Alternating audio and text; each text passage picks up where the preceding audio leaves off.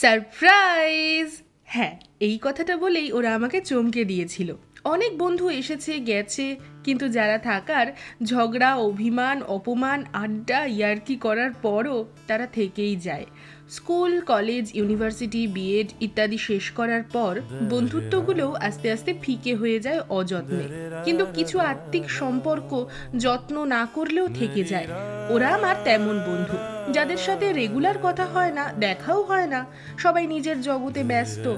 তবুও যখন দেখা হয়, মনেই হয় না যে এতদিন বাদে দেখা হলো, মাঝে এতদিনের গ্যাপ।